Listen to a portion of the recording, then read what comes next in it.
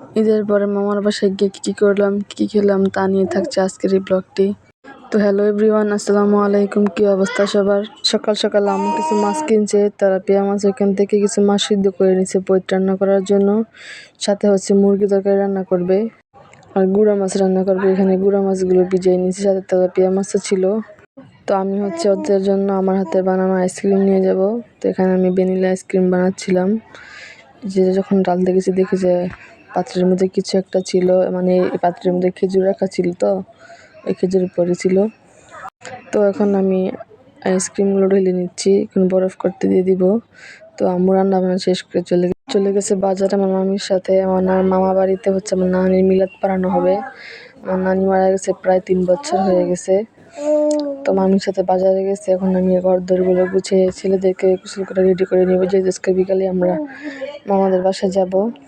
তো এই ছোটো ছেলেকে রেডি করে নিছি গোসল টোসল করে, যেহেতু অনেক গরম পড়ছে যার কারণে পাতলা একটা গেঞ্জি পরাই দিছি। এখন হচ্ছে বড় ছেলেকে গোসল করাই নিয়ে এসছি, এখন ওকে একটা পাতলা গেঞ্জি পরাই দিব।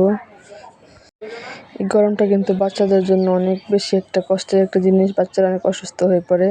তো এখানে পিৎজা বানাচ্ছিলাম, পিৎজাটাকে ওভেনে দিয়ে দেন ছোটো ছেলেকে রেডি করে নিয়েছি। ছোটো ছেলেকে আমার আম্মু রেডি করছে।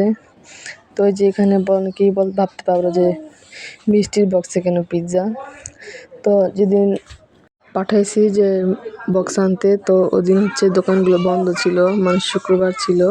তো এই যে দেখো কেক বানায় ওইটাকে মিষ্টির পাত্র নিতে হয়েছে। তো যে আমি রেডি হয়ে গেছি, এখন হচ্ছে রওনা দিব আমরা সবাই। তো আমি হচ্ছে বসে বসে ওয়েট করতেছিলাম। আমার আম্মু হচ্ছে ঘরের তালা বিছাইতেছিল, গেট তালা মারবে এর জন্য। তো এই যে আমরা রেডি হয়ে বের হয়ে পড়ছি। সামনে আমার বড় ছেলে, আমার ভাইয়েরা, পিছনে হচ্ছে আম্মু গেট তালা মারতেছিল, আমার আম্মু বলে আমার ছোট ছেলে। তো এই যে গাড়িতে উঠে পড়লাম। কিছুক্ষণের মধ্যে আমরা আবদুল্লাপুর চলে আসি আমার আম্মুর কাছে কিছু মজামাজি কিনতে। তো এই যে আমি আমাদের বাসায় চলে আসছি, সাথে হচ্ছে আমার খালাতো ভাইরাও আসছিল।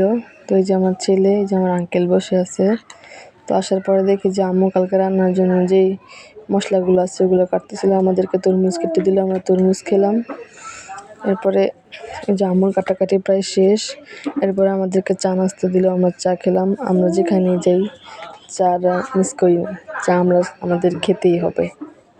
সাথে হচ্ছে আমাদেরকে দুধ দিচ্ছে, যে দুধ চা খাবে, দুধ মিলাই খাবে সবাই, তো আর দুধ চা খায় না। তো এই যে চা চলে আসছে, এখন আমরা চা খাবো। এরপর রাতের খাবারটা খেয়ে নিলাম। রাতে মুরগি রান্না করেছিল, গুঁড়া মাছ রান্না করেছিল, আর হচ্ছে ডাল রান্না করেছিল। তো আজকে ব্লগটা এই পর্যন্তই। সবাই ভালো থাকো, সুস্থ থাকো, আল্লাহ হাফেজ।